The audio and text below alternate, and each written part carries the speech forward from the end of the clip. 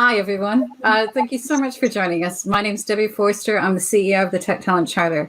Thank you for joining us for our first Tech Inclusion Festival, something we never thought we would possibly do. For those of you who've been here before, we normally gather together very early in the morning at the Gherkin. But since the world broke, we're exploring this, and it's given us an exciting opportunity. So this is our evening cuppa. I hope you have a cup of something. We'll want to really try and lean into practical conversations. So if this was a formal event in a real space where I could see you right now, I'd be giving you some advice on where the loos were, what happens if there's a fire alarm, where do we go? What I get to do first is to say to you, if you look at the screen where you are, if you go down, this is how you're going to interact with us. We do want a conversation. We miss having you in the room, but we do want to hear from you. So just below this screen, you will see two tabs. One of those tabs reads Q&A. It's kind of the hint is in the tab itself. As my panelists talk, if you've got some questions that you want us to address by the panel, please jot that in there. But we also want to get some things from you. So if you look, there is also a tab that says polls. We already have a poll there. What I want to do is I want to hear from you. We spent a lot of time this morning looking backwards, but this is as much as anything about looking forward. So I want to know for your company, what is the focus for 2021 for you? All right. Then if you keep looking down, because as we're talking, you'll hear us refer to other sessions in the week. If you find yourself thinking, oh my goodness, I haven't signed up for that. What am I going to do? This is a chance. There's doors are still open for you. You can scroll down. You can see the agenda for the rest of the week. You can join us tomorrow for conversations about ethnicity, social mobility. You can join us on our sessions on Friday to hear about alternate routes into tech, people who've been through them. What can we do in universities, in schools? How do we connect those dots across the piece? And to hear us bringing everything together from across the week. So you can find that there. We'll also be talking about our report. We'll be talking about our open playbook. Now, if you've not seen that before, you can do that on this page as well. If you go down, you will see links where you can download our 2020 report. You can go in, look at our open playbook, find out how you can start getting to work on your company today. You can also look at our directory. And then last but not least, if you haven't joined the Tech Talent Charter yet, and goodness, you should do. It's free. And it's a chance to get in the room with people like this, where we focus not on the why of inclusion and diversity. This is focusing on the how. So that's enough logistics for the day. But please, please put the questions in and please fill in the poll. We want to hear what your priority is for this year. And if you're on social media, do a shout out to us at Tech Charter UK and at hashtag TTC 2021. All right, so let's think about where we're going to be. This theme across the whole week is about tough conversations and meaningful action together. And those are really important as we look across. So what we'll be talking today is not just what's shiny and easy, but what's hard. What are the hard conversations? So let's think today, what are we going to be talking about tonight? Right. So what we had from our annual report is a really interesting piece showing that there was, unsurprisingly, a correlation between those companies that as a whole who were more inclusive, more diverse, and how that trickled into their tech roles. What was useful for us to see is that 43% of our signatories are actually putting in those training, the skills initiative to do the training. A third of our programs as signatories have specific programs on gender diversity, and almost a quarter are already on the road thinking about ethnic diversity. And those are both really important because if you remember, this is not just about gender anymore. This is moving from being diverse to inclusive onto that more exciting space where we talk about equity and belonging. The other thing that we also found is that, she says as she gets her screen to go across,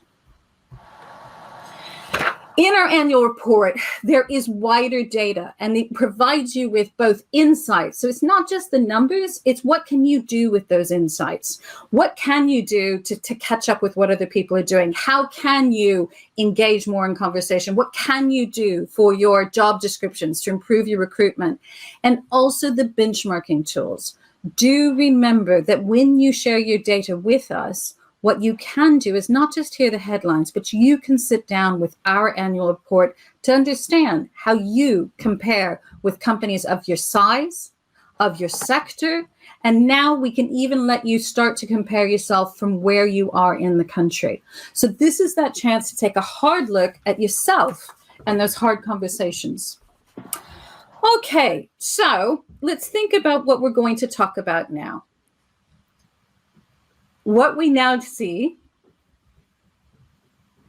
we're waiting to come back on screen, is that we will be looking at talking to real companies. We've heard from experts today. We're thinking about what the data has shown us, but now we're to where the real gold dust, which is for our companies, and that is talking to our employers.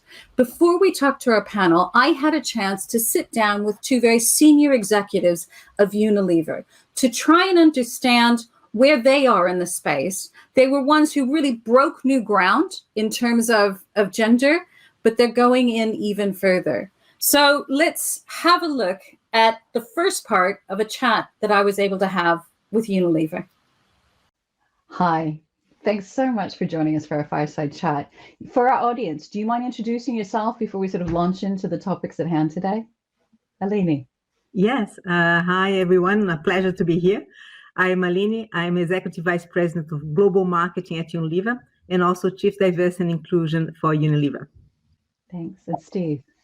Hi, great to be here as well. I'm Steve McCrystal. I'm the Chief Enterprise Technology Officer at Unilever. So I'm looking after all of our global business services, including technology. Brilliant.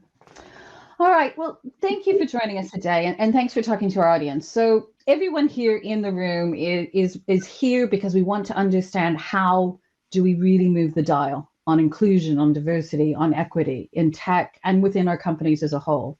So, Aline, Unilever broke real ground in terms of gender representation before many companies were even beginning to think about it. Can you think through what were the key approaches, what were the key actions that you did to really move the dial in this area for Unilever? Yes. So, Alan Job, our CEO, he announced that diversity and inclusion is one of the top priorities of our company. Actually, it's among the 3 top priorities. So it's very clear that it's at the top of our agenda. And I think this is the recognition of, a work that started 10 years ago, a work that we worked very hard in order that to come to a point where we are gender balanced in the whole company today.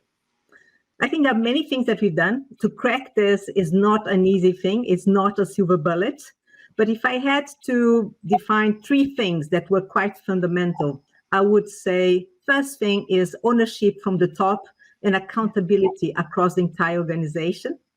Second one is data. Data is a salvation. Data is, the future of all resolutions of all our problems. And I'll tell you more about that. And the third one, I think, is targeted interventions that we've decided to do in the company.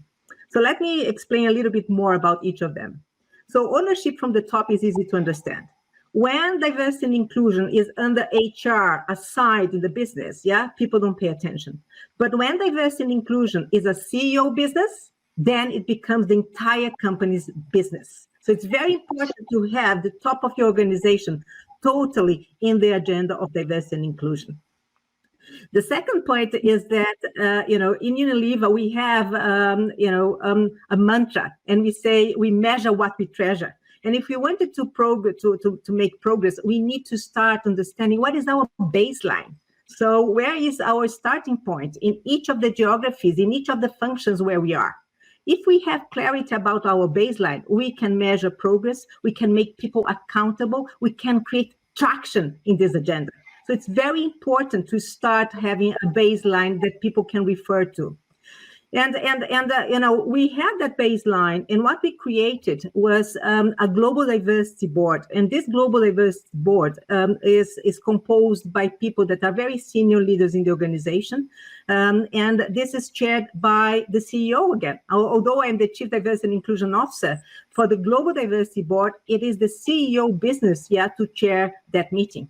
And besides that, we have a senior group, the senior group of people. We have also a group of 200 employees that are passionate about this agenda, that are driving the actions in each of the localities that Unilever is present. So more than 170 countries. So that is point number one. So leadership from the top, and also engagement of the entire company. Second point is data-driven action. So what we wanted to do, as everything we do in Unilever, we are a results-oriented business.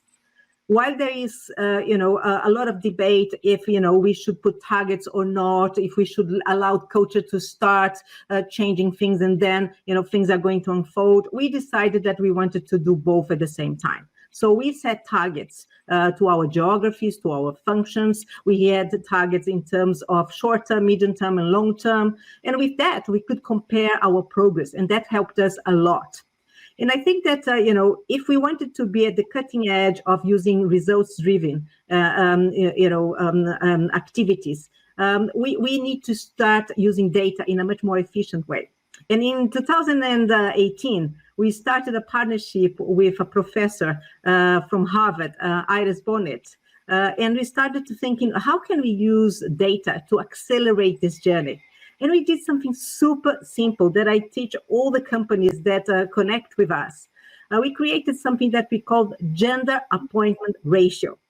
And what we've done, we went back 5 years and tried to understand how our leaders were appointing people.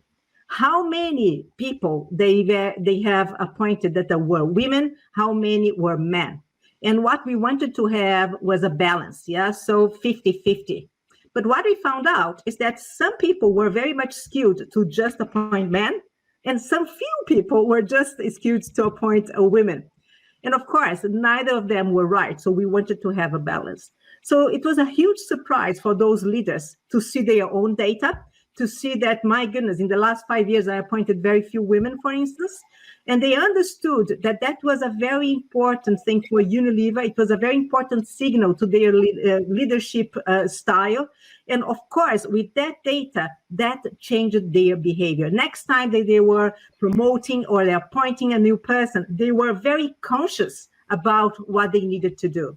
So if they didn't have in their slate, for instance, a super powerful, woman, to take that job, but yet they have always been appointing men, they knew that they need to go outside our company to find someone and start having a more balanced appointment in their track records. So that was a very important behavior change thing that we've done using data. But we are just starting. Data can unleash lots of our problems.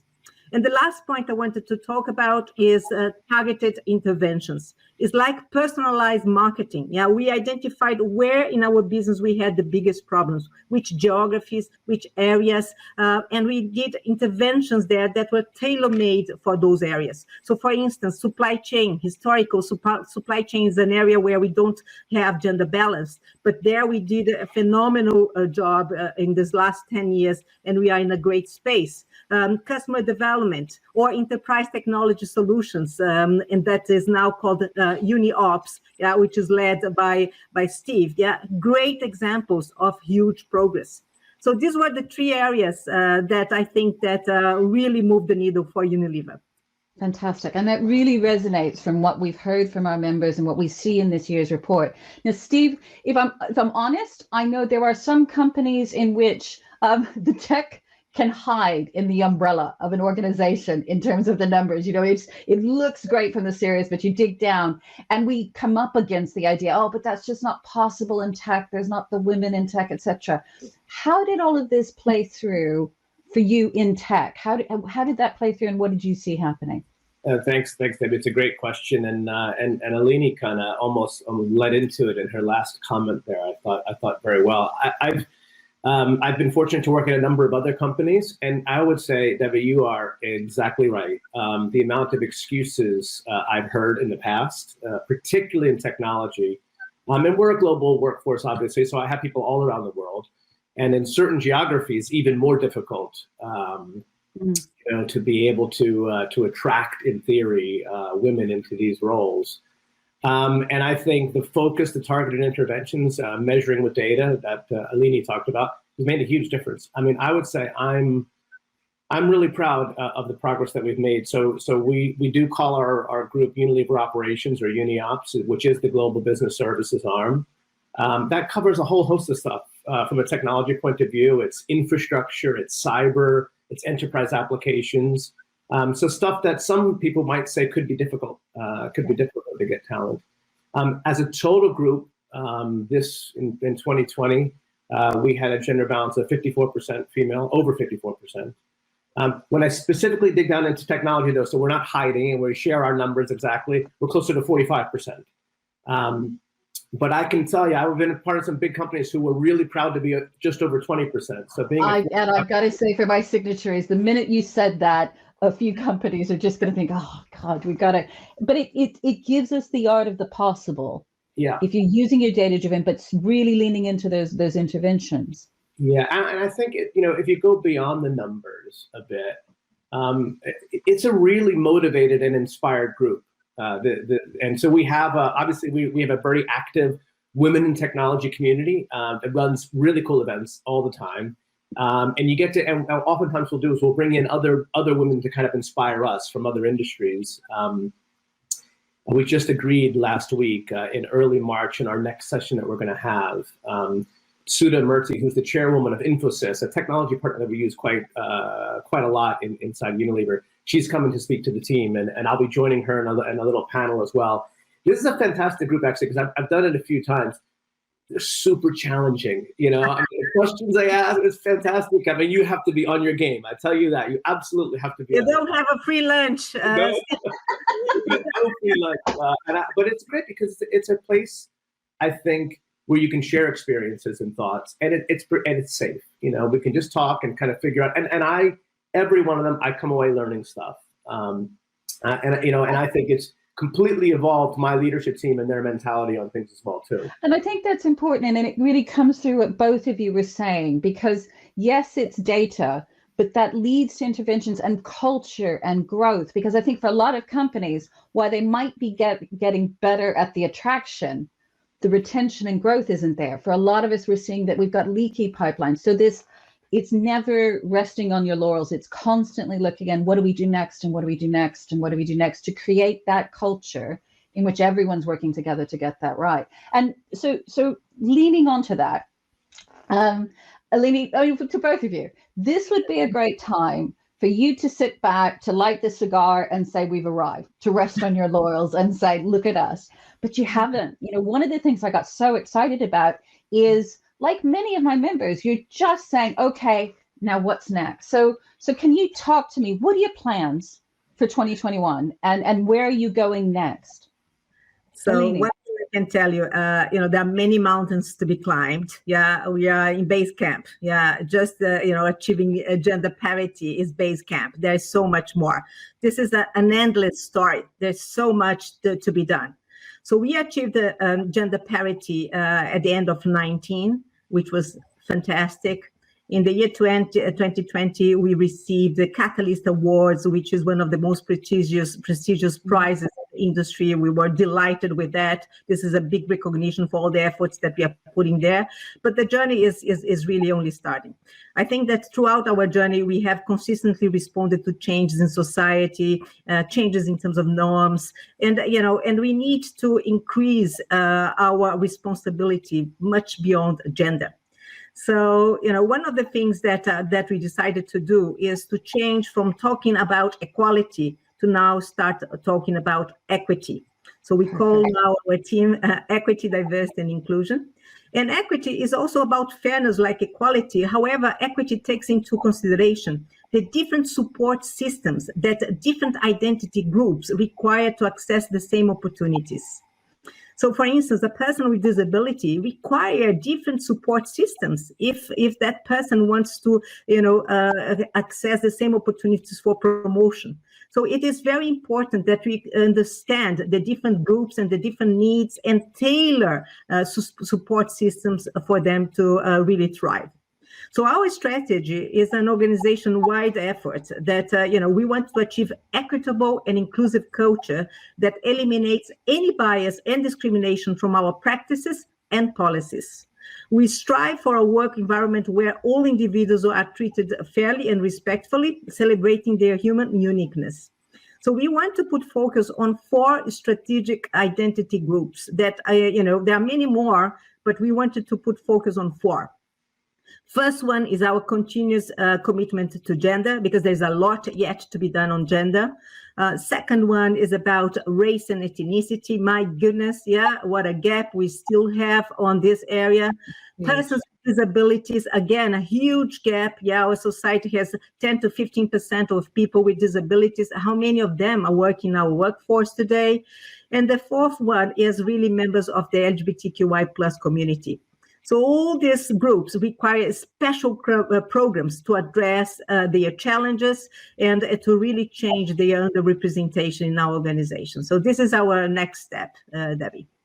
And we're excited to have you with us on the journey. And what we're going to be talking about on day 2 is really beginning to look into those lenses like you have and say, how do we take what we've learned about gender to go to work to do that? And I'm delighted because I think we're saying again and again this year, it is taking people on that journey. There was a time when getting people to even talk about diversity was the big leap, and then getting people to talk about inclusion. But what we want for 2021 is everyone to fully make that leap into thinking about that belonging and equity, because that's where the real transformation comes.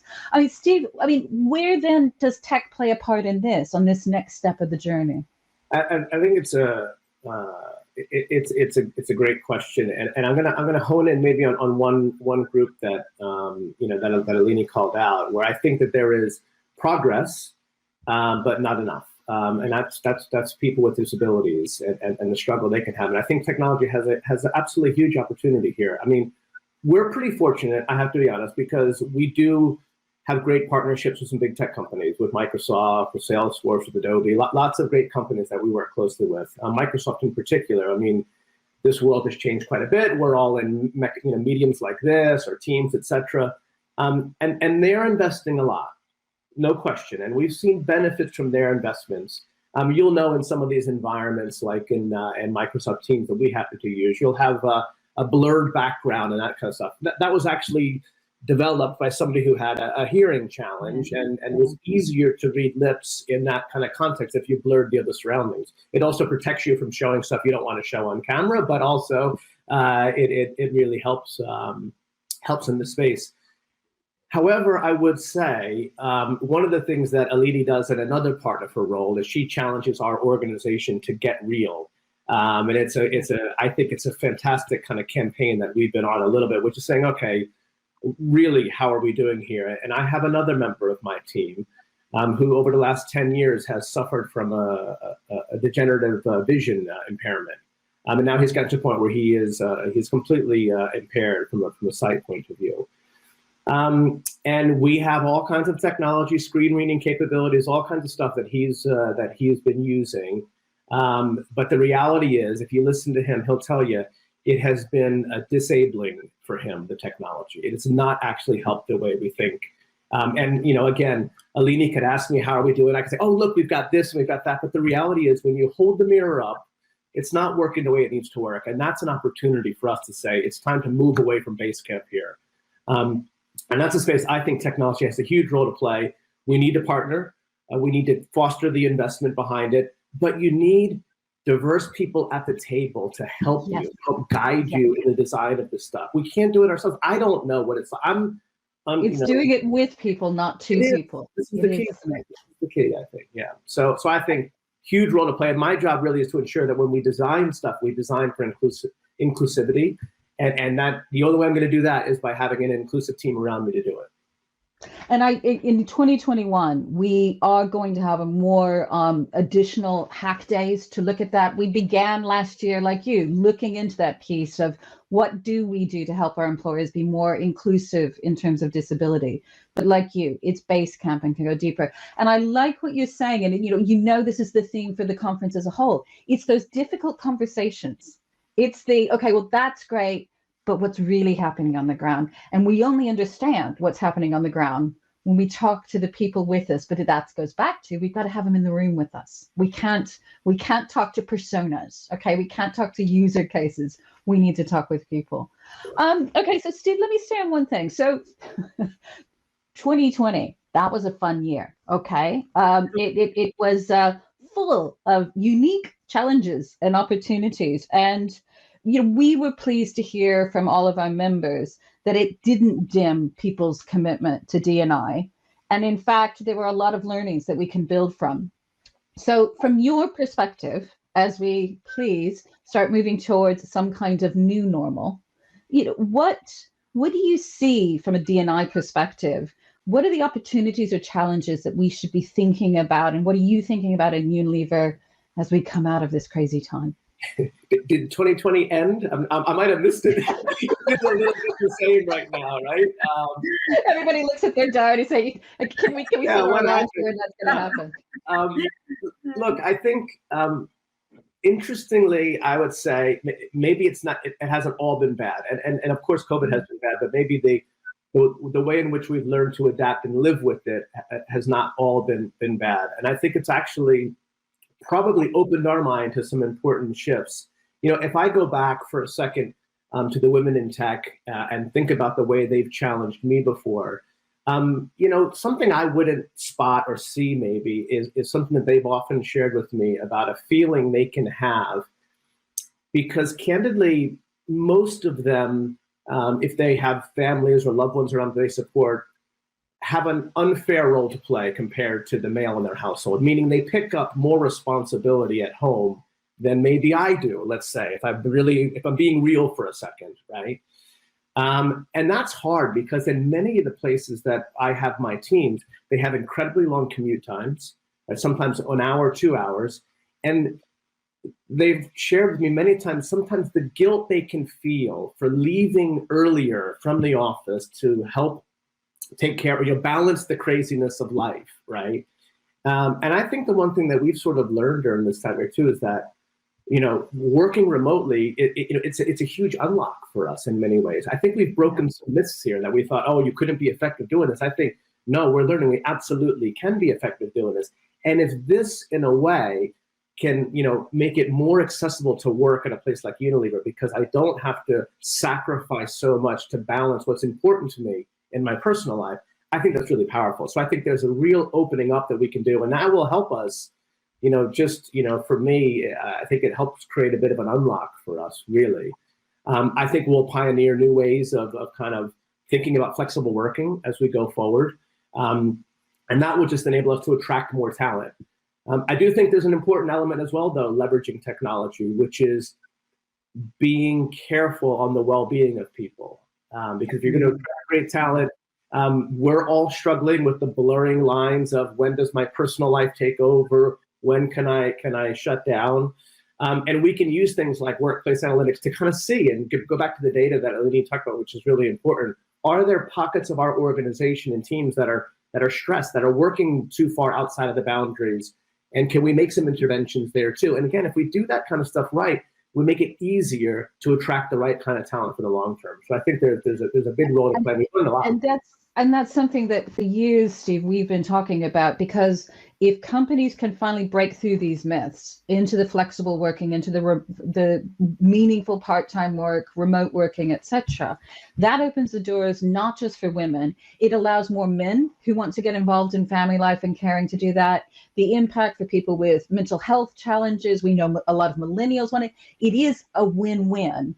But up until now, there was still with groups of people that myth, unless I can have my stand up, everyone standing, holding their copy and looking at each other, we can't possibly innovate. Breaking through those myths opens up huge doors for us, I think.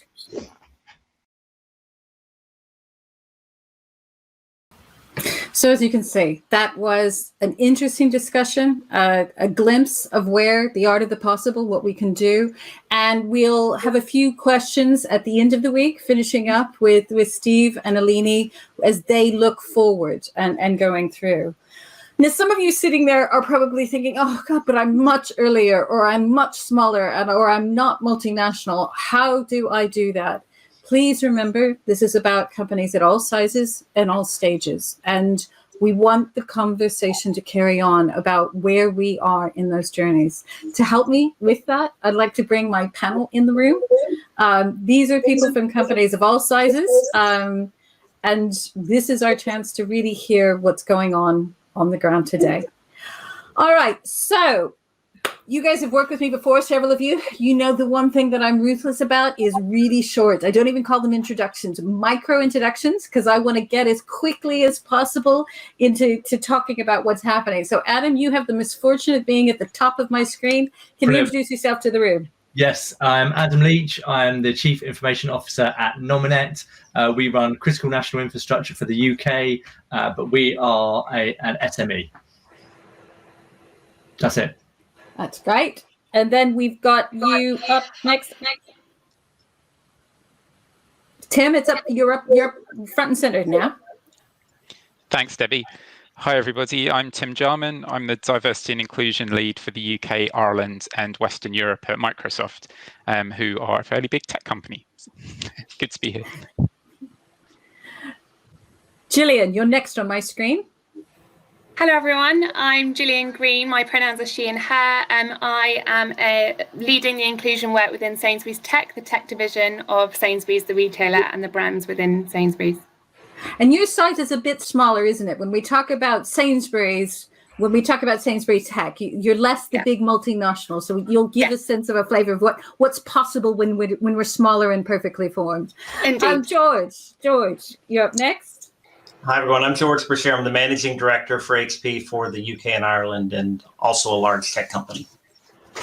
Thanks, George. And George, you've been with us since the very first days. You were on my first event, and you were one of our early founding companies for Tech Talent Charter. And last but not least, Anto, would you like to tell us who you are? Hi, everyone. I'm Antoinette Irvin. I am the Global HR Business Partner for Unilever's supply chain. Super. Okay. Right. Well, it wasn't until the end of the fireside chat that I got around to using the C word, but it is that world we've come from. And it's trying to think about from that perfect storm that we're just starting to see the edges of. There were a lot of things that we've learned, good and bad, and a lot of us have embraced the changes that it offered. What's that meant for some of your companies? Gillian, I mean, how did COVID impact your D&I work?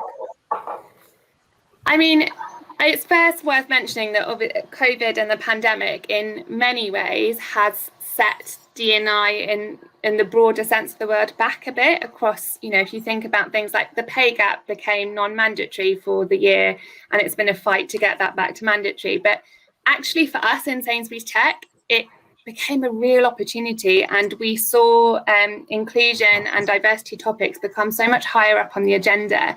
And I think a lot of that was around the real leveling experience that kind of our tech organization went through by shifting to working from home and all dialing in, all being kind of on the same playing field on a Teams call. We use Microsoft, and then also really craving that sense of community and interactions and where we can go with that. And then coupled with a lot of the other events that we shouldn't miss off that happened last year, particularly around George Floyd and the movement of Black Lives Matter coming much more into the forefront of people's minds. I think people wanted to see change and make change and be able to tangibly be making a difference in that space. And for us, it was something that it's a terrible thing to say, but essentially capitalized on and tried to capture that conversation. So we introduced opportunities to come and have what would have been before seen as taboo conversations and those difficult conversations, and give colleagues a space to ask the questions that they would never normally ask, and get an answer from other colleagues' lived experiences. And I think it was a real eye opener for many, and it's something that we first focus in on Black Lives Matter and anti-racism, that then kind of replicated across neurodiversity, toxic masculinity, and a huge range of different topics within the inclusion space. So I'd say it was a real opportunity, and it's something that I feel I'm actually, in a weird way, grateful for, because I don't think we would ever have got the traction in the work that we were doing had we all been, in multi-site offices as we have, and in auditorium situations where they're just people almost like were hiding in the audience and not necessarily able to come forward, whereas within the chat function and the raising your hand function, it was much easier to do that, and more people got involved in conversations that way, which I think was really positive. Because I truly believe that within inclusion and the work for this space,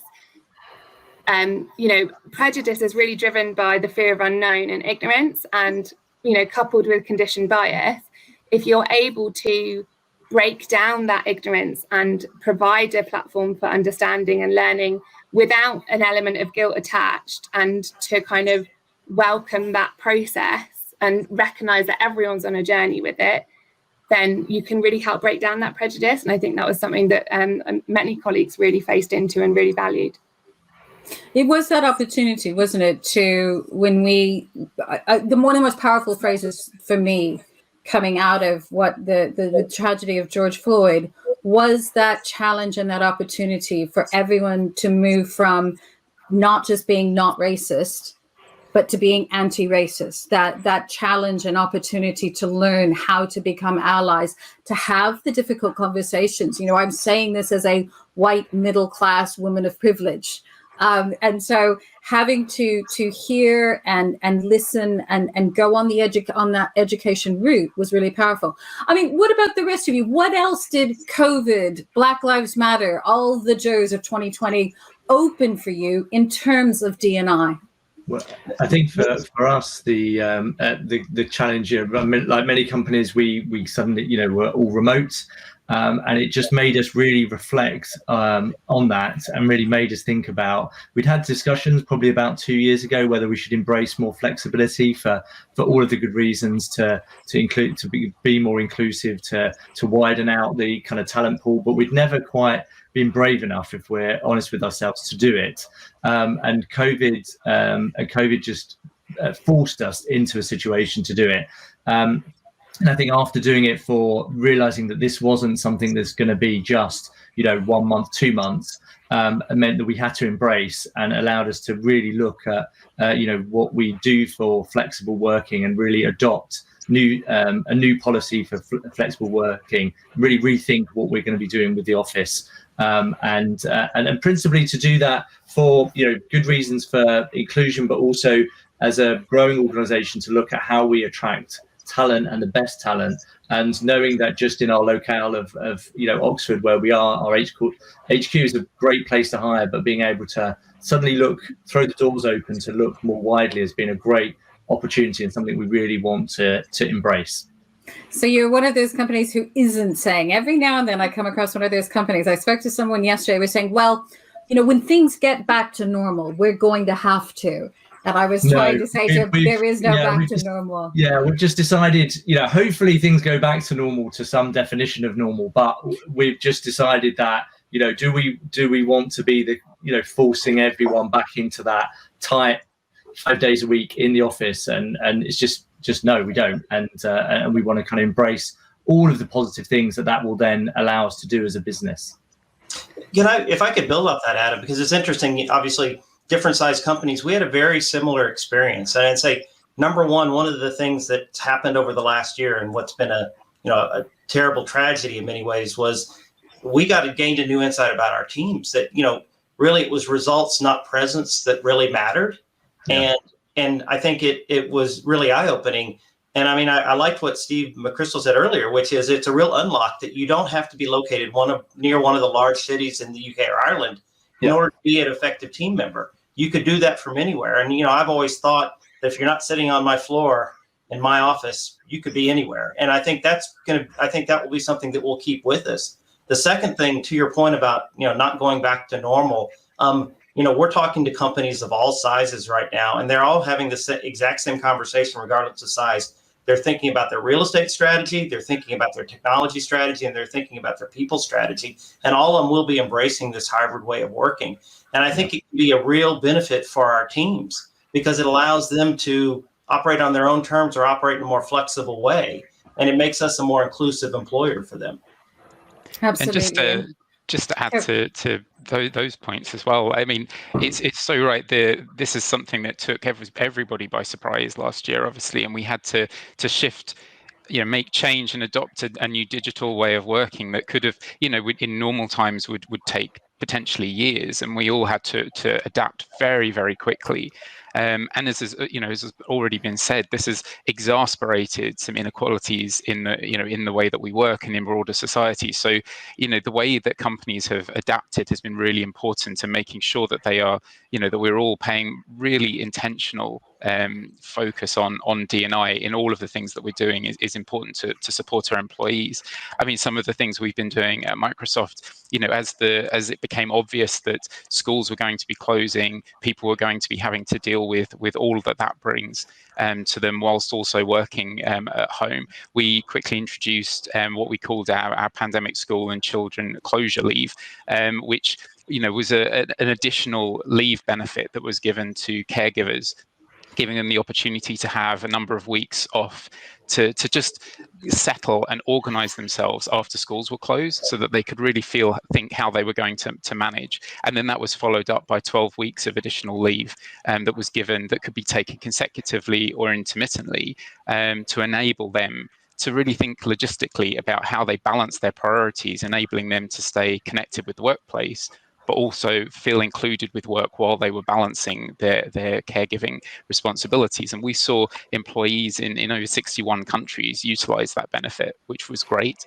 And then, now as things have continued to go on, we've just recently announced additional days, specifically for employees, 5 additional days this year, and for people on top of their annual leave, to focus specifically on their personal well-being, so that they can take that time to really look after themselves and take that time in addition to annual leave to focus on their well-being. But, to the points that have been made around what comes next, I think we are not going to go back to the way things were before COVID. I mean, we're going to be shifting into a new normal. The new normal is not now. The new normal is what's coming next. And, at least for us at Microsoft, we see that very much as being a shift to a much more hybrid way of working. So working with employees to sort out ways that work best for them. So what's the balance? What's their preferred way of working? Some people love working from home. Some people loathe it. Some people like to have a balance between the two. So just working with our employees so that we're giving them that flexibility and that conversation with their managers to find what's going to work best. But then also looking at how we can make our technology work to enable that way of working, because it's going to be a learning exercise for everybody, and obviously not just enabling ourselves, but utilizing our technology to help enable our customers, our clients, and wider society. So it's something we need to be intentional about as we go into whatever that new normal is. Anyone else on that? I'm going to throw out one other question, but does anyone else want to comment on things that got broken during COVID and we realized weren't actually broken? Are there any other breakthroughs that we found during COVID? I just want to kind of pick up on the... Oh, sorry, you go ahead. Yeah, I think the one point, because I agree with everything that's been said, but in the context of inclusion, I think what it did was that it created more empathy and understanding of people's lives, their responsibilities, and it leveled the playing field. I think Gillian said that. So suddenly we were not having the biases that we would have or the stereotypes that you would have in a working environment, the point that was made on who's in the office, who's not in the office. And as we know, when you're working with inclusion in any shape, whether it's, whatever minority group, women or race, part of it is empathy and understanding of what is your reality. And so I really saw that coming out. And that really drove a completely different conversation with our leaders and the teams. And we need to keep those conversations going. The second thing that I would say is what was amazing is there was space for everybody in the crisis to actually rise up to their full potential.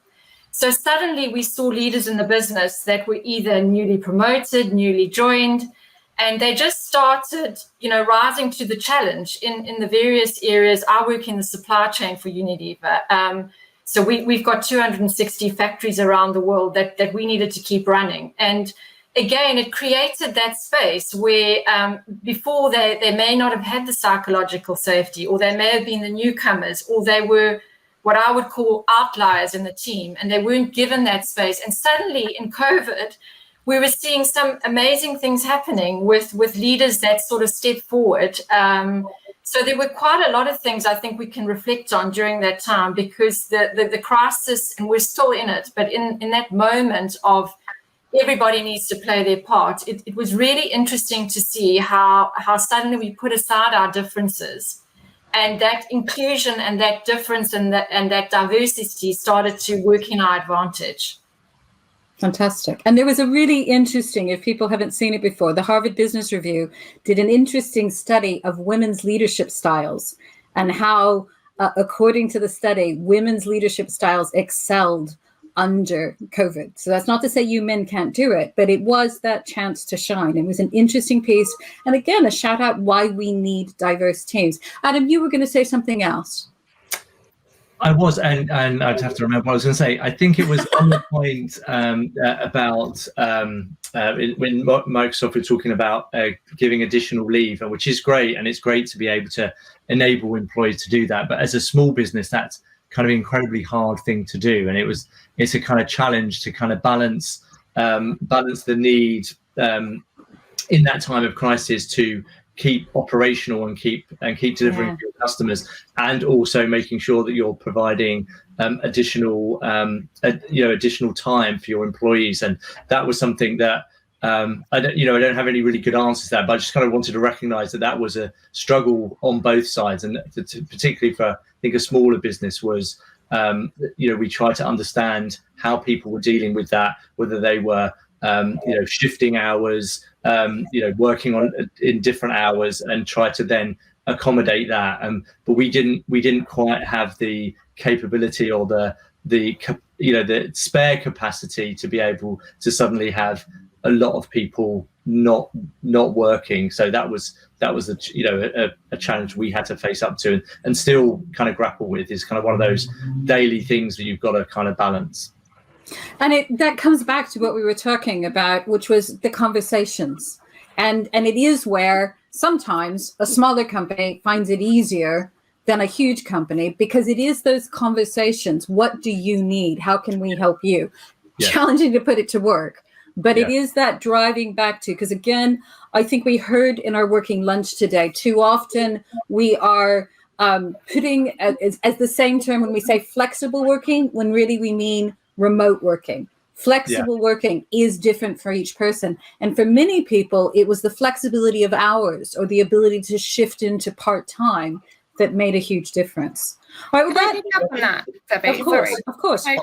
I think that's a really great point. And I think with flexible working, you're right, there's a real misuse of the word almost. And I think, I know there's quite a lot of small businesses and startups on the call and in the audience today. And I think one thing I guess I would encourage is, as leaders of those organizations, the precedent that you set within your behavior makes a massive difference. So if you are, for example, wanting to encourage a flexible environment that is enabled by remote working, be very conscious as we do start to potentially go back to offices or have a hybrid mix of that, being conscious of how much you attend the office and how much you're asking others to come in for meetings in person, because that kind of behavior can lead you straight back to that old normal very, very quickly. So I just wanted to kind of flag it as something, because I think we are in danger of missing the leveraging of the opportunity we've been given and kind of falling back into old habits.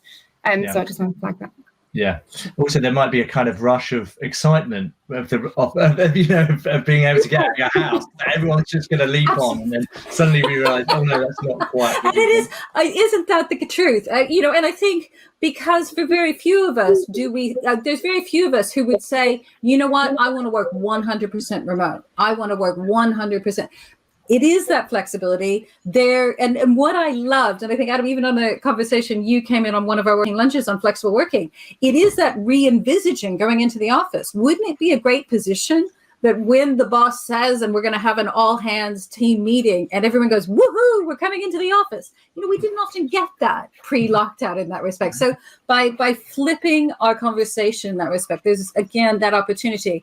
But I think, before we move on to the next one, the key takeaway everyone's saying is we can't go back. All right. We can't go back. It is about taking the best of what we learned to build forward. If we're going to be inclusive, if we're going to be able to recruit and retain the best, as well as making sure that that best is a fully inclusive and diverse group. Okay. So gender. All right. We talk more widely, but we're not done with gender. We're not there. I think we heard in the call, we're in the foothills. We're hardly up at the top of the peak. Where are you as companies? George, you've been with us a long time talking about, TTC and you were one of those first companies to lean into this was important. Where is HP on the journey? What's still to be done? It was really interesting listening to Steve and Aline before, because I felt like we were in very similar places. And I always think about it as that I'm pleased the progress we've made, not satisfied yet where we are. We still have more to go. And at least the way we've approached it, which I think has worked in terms of making the progress that we're making, is I don't think of it like different than any other strategy or any other business objective that I have, which is, number one, you've got to set a tone from the top. So the tone comes from our CEO, but the tone also has to come from the local team.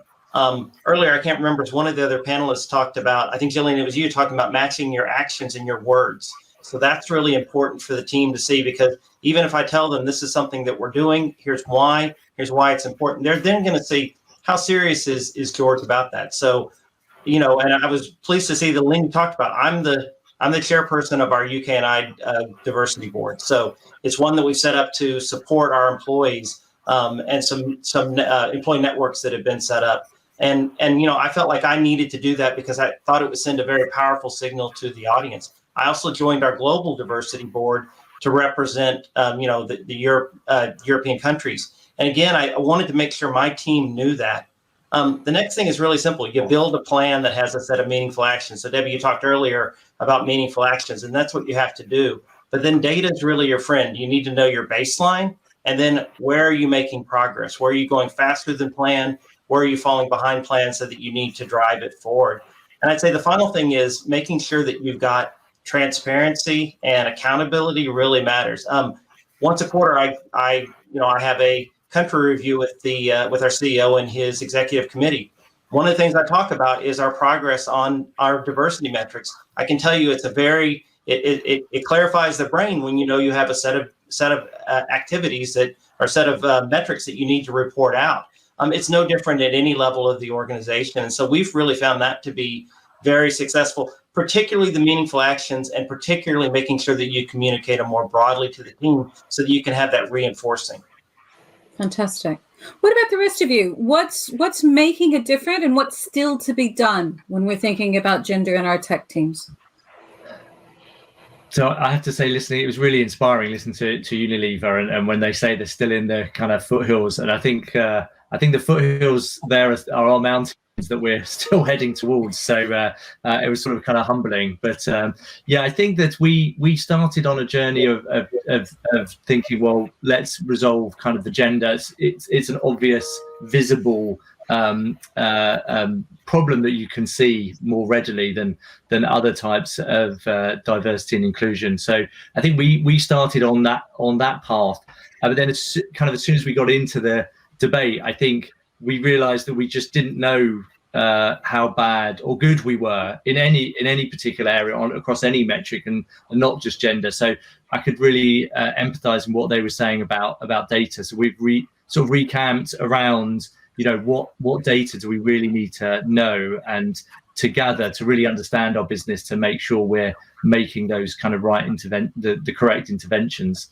So I think as a business, we've got a long way to go on all of them, but we didn't kind of decide that we were going to fix gender first. We've kind of gone and thought, well, we've got to look at our business and decide what's not working within our business, what's going wrong there as our first port of call.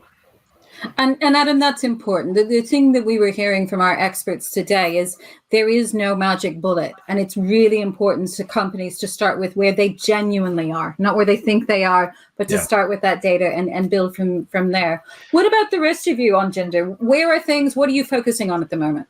Yeah, I mean, we've obviously, the data is really important, and as has been said, and we make sure that our leaders and our HR colleagues and our recruitment colleagues are very aware of the gender representation data that we have available, so that they can see where we need to focus our efforts and what are the impacts of our interventions. I think one thing that's quite important for us, in technology, is being also quite clear about where the representation sits. So not just from a seniority level, but also, is it sitting within our engineering functions and from a technical point of view, or is it in other areas? So are we may have good representation, but for example, are we bringing more people into our engineering practices? Are we bringing more people in through STEM career paths and things? And if not, because we want to increase the number of people that are going into those more technical careers as well. So if we're not seeing that, what are we doing to help be more proactive with going out and finding that talent and helping cultivate it as well? So working on increasing the number of women and ethnic minority people who are into coding, for example, building coding skills and other digital skills to help bring them into more into STEM careers. So that's something that is really important for us is that being not just having the data, but being really intentional about what we're looking at across the board, so that it's not just a one-dimensional view of representation. And I like that you were talking both about the retraining, but also that bit around promotion and growth and retention, because for a lot of companies, if we look, we're patting ourselves on the back with one hand that we're getting them in the door, and we're not realizing that we're losing them out the other door. I mean, are any of you really thinking about that? And I want to throw down the challenging one as well.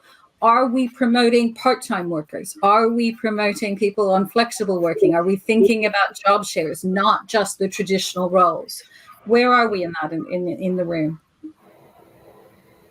I think to show vulnerability, not where we'd like to be. I think it's still an upwards journey for us from that respect. I think in terms of what's been said there, like it's so true. Like the data is one thing, but without that future, desired end state that you're aiming for, broken across role profiles or grades or actual team makeup, then there's almost no point in my mind. Like if you don't know what you're working for, don't collect the data.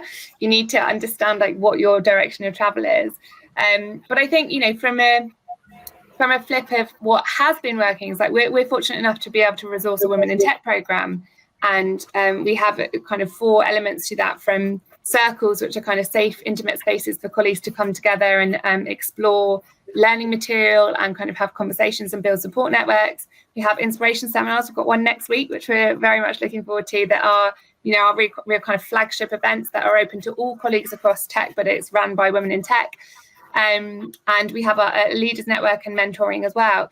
And I think critically within elements like mentoring, there's that reverse mentoring piece that is really important, that can help just broaden that understanding. Because in my mind, if programs only focus on that minority group, you're never going to create change. We've got to be working on the majority and challenging the biases, stopping stereotyping. And that to me stems across to things like, if you are focusing in on gender, avoid using your few senior women to be advocating and pleading the case. Like, make it so that it's everyone's responsibility to be advocating on behalf of it, so that they are then also able to be recognized for their tech talents rather than for flying the flag for women kind of thing.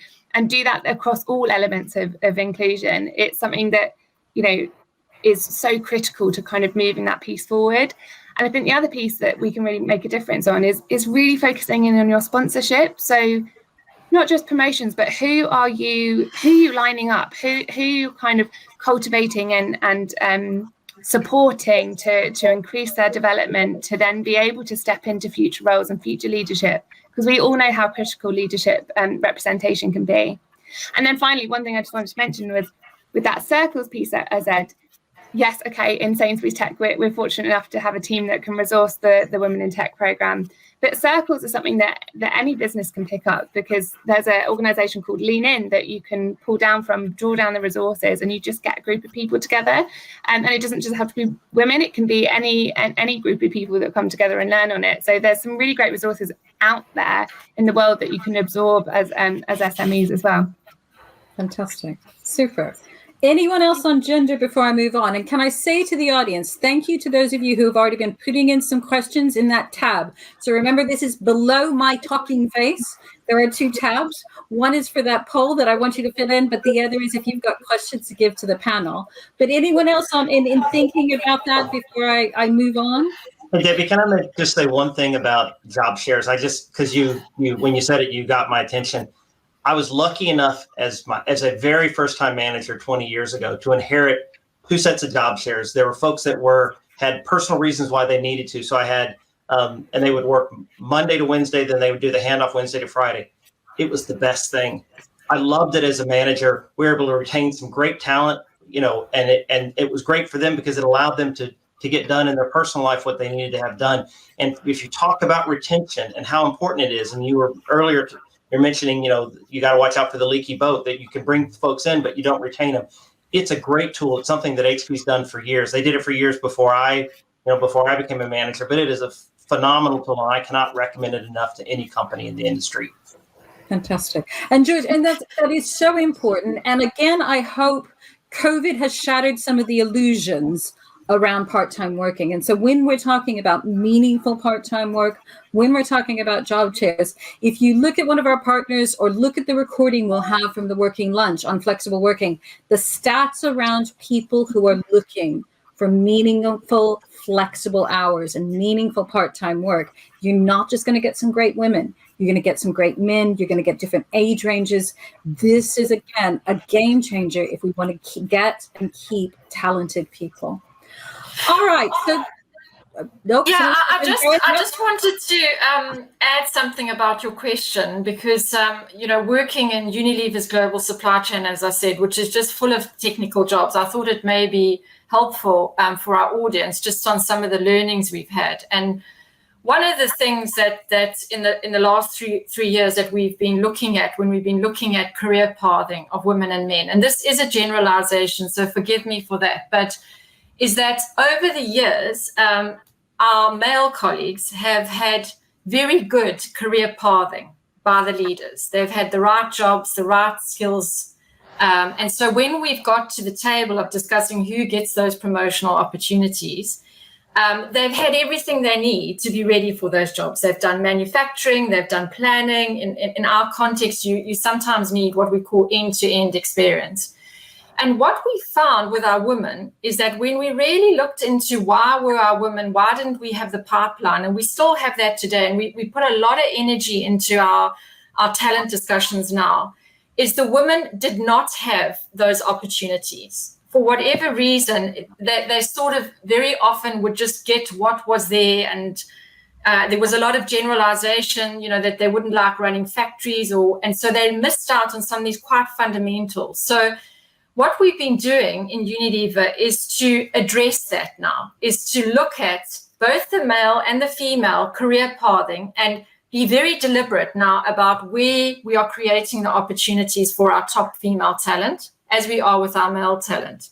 And that, in 4 years that we've been doing it now, quite deliberately, is helping a lot. So I thought maybe that's something that our audience can think about, because there is something about the prejudices, the stereotypes that already disadvantage some women in the tech industry from getting those top jobs, because they don't seem to have the same career paths. And it may be, again, a data point that when you're really getting into your talent discussions, you have a look at that closely. And that's been quite an important unlock for us now. And we're very excited that we now have a number of very senior women who we've now promoted because we've accelerated some of those learning opportunities in the last 3 or 4 years. Fantastic. Okay. So these intentional looking and using our data, intentional data-driven and measured interventions. And those are the kinds of things that we can do in companies of all sizes. Now, when I move us on to talking about ethnicity, I do want to make sure that, as we talked about earlier today and as we did in our report, I'm delighted that even though it wasn't mandatory this year, it will be at the end of this year, 45% of our companies shared ethnicity data for us. And that's super, it needs to be 100, but it was 45%. And we know if you lump it all together, ethnicity data, diversity in that respect for tech, we don't look too bad. But the key is that unbundling of that data, isn't it? And it is looking at representation. And when we look at that representation, we know that Black representation is lagging. We also know that, taking the point that you were saying a moment ago, Anto, it's thinking about that promotion as well, that we're not seeing that we're getting that Black retention and promotion piece for our colleagues as well. So, but let's start, because for companies, we're on all sorts of the journey. Tomorrow, we do the deep dive. Breakfast, the morning coffee, and the lunch, we do the deep dive on looking at Black representation. But if I asked all of you, we've talked today about some of the debate that can get oversimplified in the tabloid press. You can either do the training and the unconscious bias training, or you can do the tracking. And one works and the other doesn't. We want a more nuanced discussion because we know that it's important to get it right. When we start thinking about equity, when we think about education, when we think about allyship, where are you and where do you aim to be? Tim, do you want to start off? Because I know you and I have talked some about what Microsoft's been doing in that respect. Yeah, sure. Thanks, Debbie. And I think, in answer to the question, into that debate about do you do the training, do you do the other things like removing the systemic biases from your processes, et cetera, you do it all. You need to do it all. I mean, you can't just focus on one or the other. You have to. I mean, as D&I practitioners, that's the tough thing. We need to be doing all of this at the same time to truly bring ourselves to those open, inclusive, truly inclusive workplaces that we want. And one of the things that we are really committed to at Microsoft and forms the foundation of pretty much everything that we're doing within the field of D&I is that concept of allyship. And for everybody, not allyship for particular groups, but allyship to all, so that we are moving our people to that place where they can act and step up as informed and effective allies for all of our people, regardless of their difference or regardless of their background. Because if we can truly move the culture to a place where people, and it's tough and it's going to take a long time, but if we can truly move ourselves to a culture where people genuinely and authentically are active and effective allies to all of their colleagues and beyond, then that's where we're going to see the dial moved. And we have a really intentional and well thought out process of trainings and learnings that people can go through on their personal allyship journey, and it goes beyond just the foundational elements of unconscious bias and privilege and covering and allyship as at the beginning. I mean, unconscious bias is a great awareness raiser and a beginning to people's journey of self-discovery in D&I, but it cannot be done on its own, and it can't be the end of the journey. It must be seen as the very beginning. And for us, we have mandatory parts of our learnings to get all of our people to that common level of understanding and acumen on this, and common language on this space. But then our learning journey goes way beyond that, and we see it as an ongoing personal learning journey for all of our people. And we provide support and resources to enable them to help embed those learnings into their day jobs, because it's great to put people through training, but if that's all that happens, it's never going to be embedded in their daily business as usual. It's never going to become second nature, which is where we want to get to. And as has been said earlier, people can drift back. to old ways of doing things. So we need an intentional way of embedding that in their daily practice and providing the support for them to do that. Because it's easy for us as D&I people and that to be like, oh yeah, it's easy for you to do this, but it's not. If people are trying to challenge their behaviors and are trying to change the way that they're thinking and the way that they approach things, they need support and they need to be shown how to do it, how to embed it in those daily behaviors, how to have those discussions and broach those challenging subjects with their colleagues, with their managers, with their teams. So we have a really well thought out program that we see as a long-term program. We're not kidding ourselves that we're going to click our fingers and this is going to happen overnight. This is something that the company is focused on for the long term. And it's, as I said, it's to get all of our people to that place where they can be allies to all of our people, at the same time as doing the other things. So working on representation, working on debiasing our processes and our systems, working on building better technology and making sure that people, as was mentioned in the Unilever interview earlier, people are brought in from their, all those different backgrounds to help build those solutions, because they need to be included in those solutions as well. So it all goes together, but allyship for us is right at the center of all of this work and is foundational and fundamental to everything we're trying to achieve. Fantastic. How about the rest of you? What's happening in your space? Gillian, you talked some about the safe spaces. What about the rest of you? And then I'll bring you back in, Gillian. Yeah, so interestingly, we have sort of safe spaces and areas to have conversations about particular topics. But one thing we launched recently was also an allyship program. And it's something that is by all means no magic bullet, but it's something that we're really trying to use to encourage people to find their hook, for want of a better term, but find what connects them into inclusion, because everyone has had a sense of not feeling like they belong. Everyone's had that sense before. So if you can tap into that feeling and then kind of help them move that outwardly and encourage others and kind of ally on behalf of others, it can make a real difference. You want to create that kind of eureka moment that you have when the penny drops and it's like, I should care about this. This is more than just, a social agenda. This is actually really important for everyone's day-to-day life. And I think that's something that has been really what we focused on. But I think what's been really important within that is, and I mentioned it a little bit earlier, but it's releasing the guilt. Because, for me, when I've been through my own personal sort of anti-racist journey, amongst other journeys of allyship, you do sit with guilt, and guilt holds you back. It's the kind of concept of leading you into potentially falling into defensiveness and suggesting that, oh no, well, I'm not a racist because I don't say X, Y, Z. And actually, not being a racist isn't enough. You need to be anti-racist and you need to be aware of the systemic racism around you. And guilt, by pushing you into the defensiveness, it can be really damaging for potential, and it stops you being a better person because you're so determined to validate your good person. And so one thing that I always share with colleagues when we come together and talk about allyship and our own journeys and explore scenarios is a quote that I saw that just really released me from the guilt that I was feeling. And that's that the first thought you have is a thought that is conditioned by society and everything that goes within that. The second thought you have is what defines you.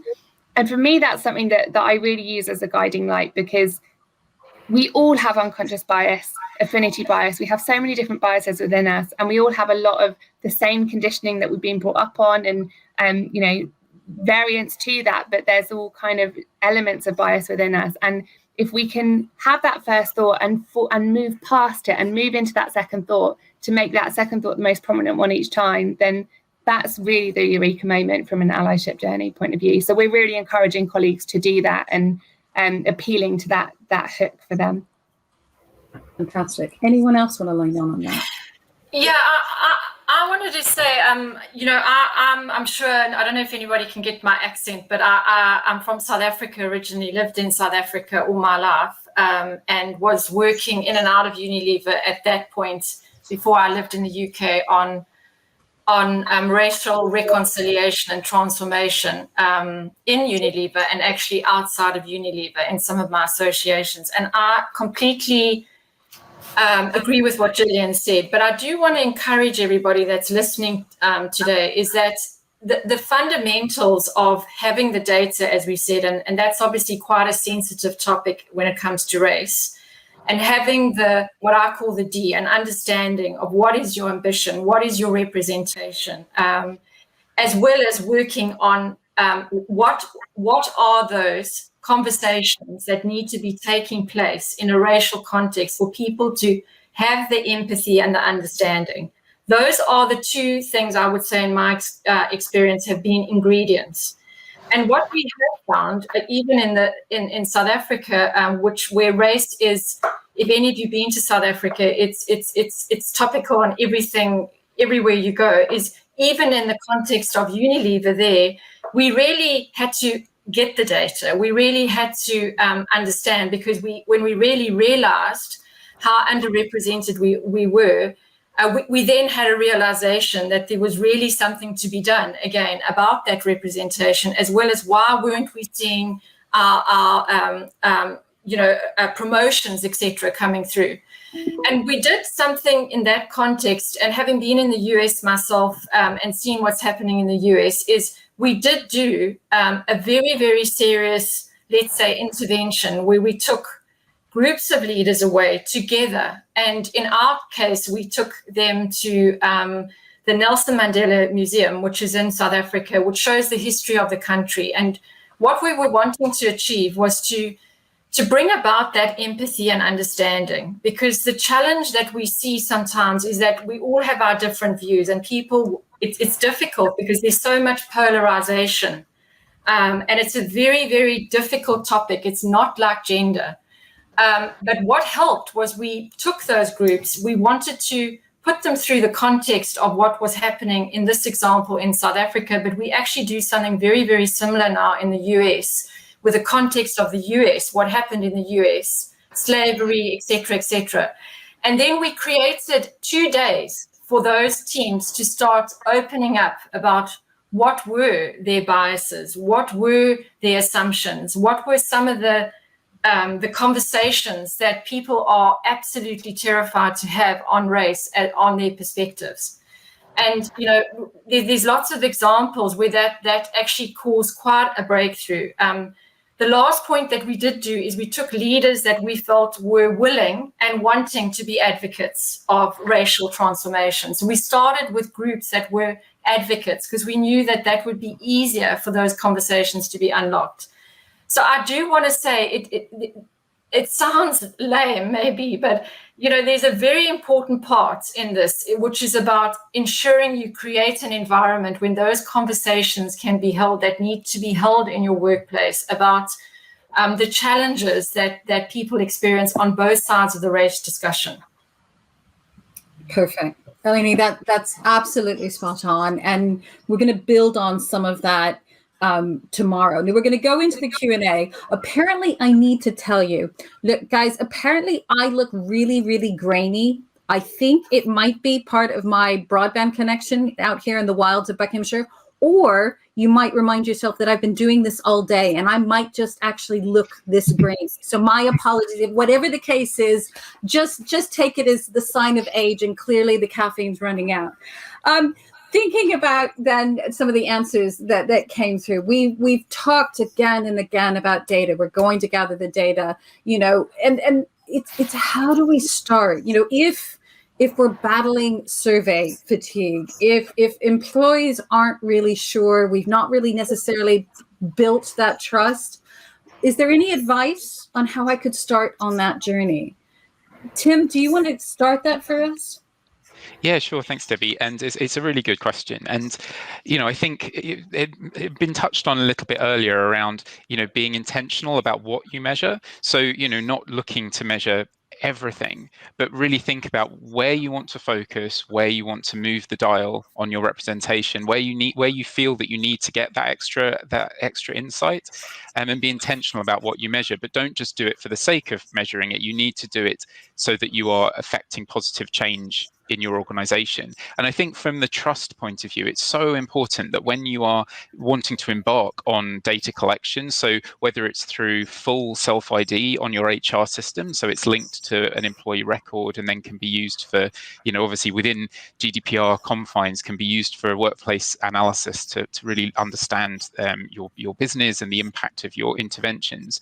It's really important to get that buy-in in advance. So, if, for example, if you have employee network groups or ERGs, engage with them, really get them on board and explain why you are looking to embark on this data collection exercise, why you want to introduce employee self-identification, for example, or introduce diversity measures on your employee satisfaction surveys or wherever you're wanting to measure, and make sure that they are engaged in advance. They are brought on board. They are brought along on the journey, so they understand that you are not just collecting it so you can tick a box and say that you collect the data, but that you genuinely want to advance positive change for groups within the organization. You genuinely want to increase representation, understand what's happening, what's going on. Are there differentials in promotion rates? Are there differentials in experience? What's happening?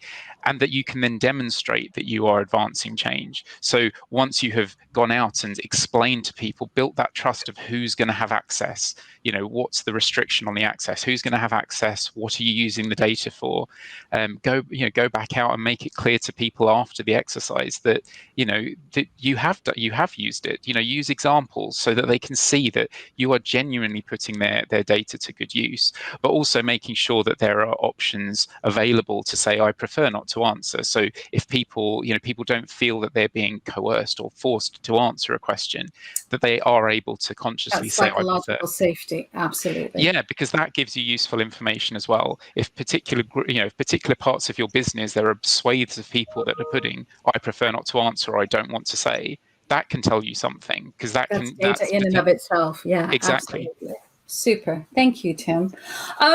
Looking at the time, we're winding down, but I had an interesting question. So if I think I've got a manager who's finding it hard to manage when someone is not there, it's a skill. They struggle with it. What do you others hear? George, are you hearing this sort of thing? Because these things don't just come naturally. No, I would say this, which is, I think you heard that early on.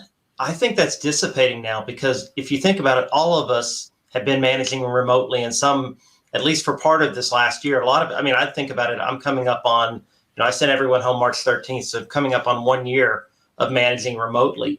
And I think you have to be more intentional as a manager, but I think it is something that, as long as you make those changes, you can do it well. It's about results, not presence. Which is a mindset change, and it has to be a mindset change for the manager. And also you have to think about, how do I enable that? So how do I make sure I carve out time, whether it's on a weekly or monthly basis, to touch base with everybody? How do I make sure that, when I have a team meeting, everybody turns their cameras on?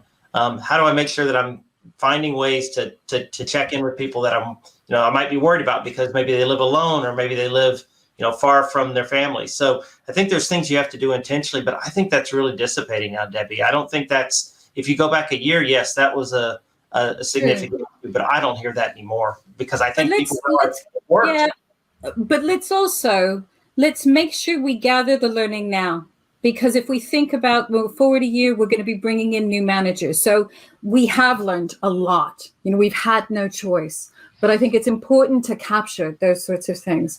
Look, we could talk to you all day, and I would really love to. I know everyone has lives they want to get back to. So I'm going to stop us now.